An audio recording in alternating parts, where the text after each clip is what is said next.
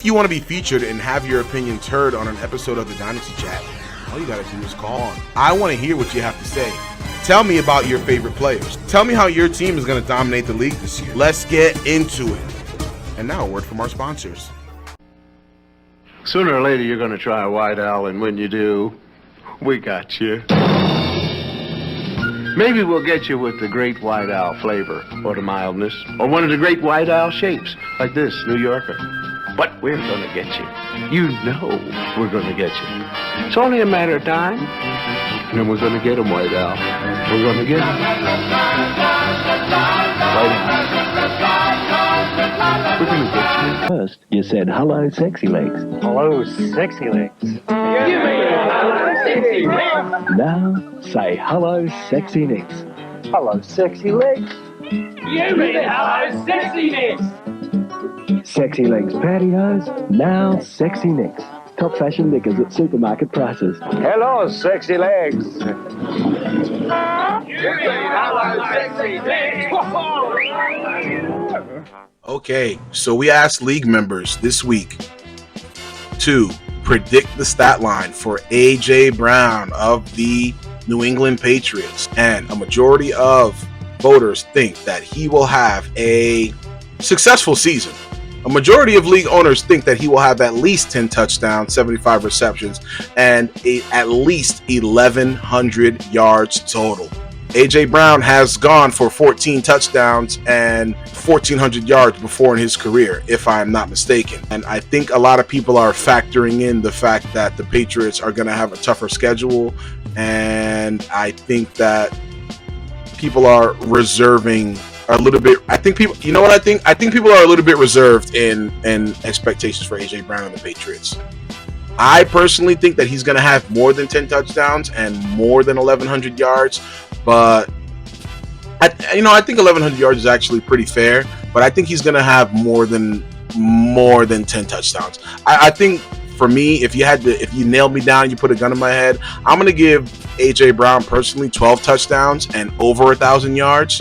But I think 10 touchdowns, 75 receptions, and 1,100 yards is pretty fair for A.J. Brown, considering how much New England throws the ball, and also taking into fact that they have a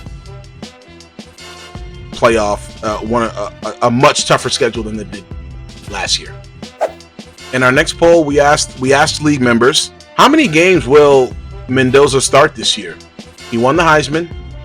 He had a good outing against Arizona, but how many games do league members think he's actually going to start this year? It seems like most league members are a bit lukewarm on Mendoza actually becoming a starter this year.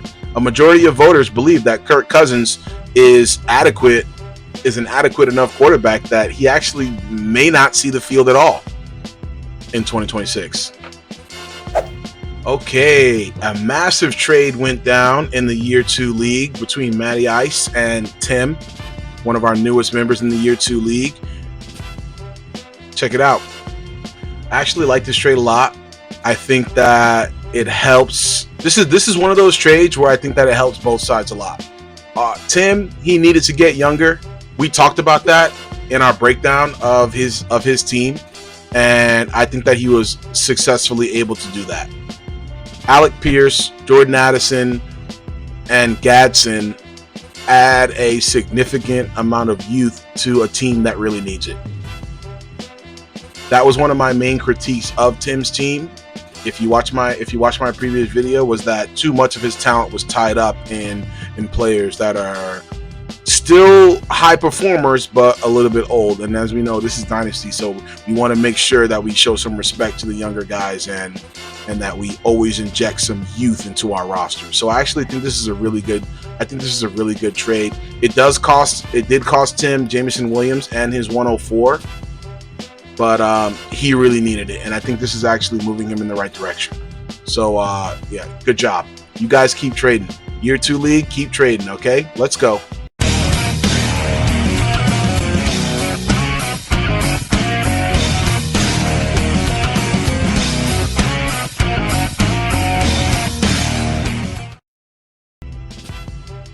Injuries. Are you drafting or passing on these 6 injured fantasy players this season? Emeka Egbuka. I'm still in on Emeka Egbuka. Data is still favorable for a week 1 start. How about Tyler Warren? I'm still in on him. I wasn't actually really picking him or really targeting him specifically at ADP, but I wouldn't change that based on the injury. Another tight end, George Kittle. Hard pass for me. Achilles over age 30. You're almost certainly going to see strength deficits. And also keep in mind, his was really late. Talk to me about Alec Pierce. I'm passing. The reason is the longer this goes, the more risk you take on. I would target, though, his teammate Josh Downs. Tucker Kraft. Fully in on Tucker Kraft. He will probably take a 4 to 6 week ramp up. Even at that point, I think from there onwards, you may be looking at an elite tight end. And then Breece Hall. Yeah, I'm still passing on Breece Hall, but it's not related to the injury. It's more related to the offense. From the injury standpoint, if it is as mild as they suggest and he's going to come back in about 2 weeks, you really wouldn't expect a lingering impact on week 1 and relatively low re-injury risk. All right, it looks like the quarterback battle might be over up there in Cleveland. Deshaun Watson is being projected right now as the starter for the Cleveland Browns. How do you feel about that? I mean, the last time we saw Deshaun Watson, he was balling, but he's gone through a lot. It's well documented. When's the last time he's actually played for real?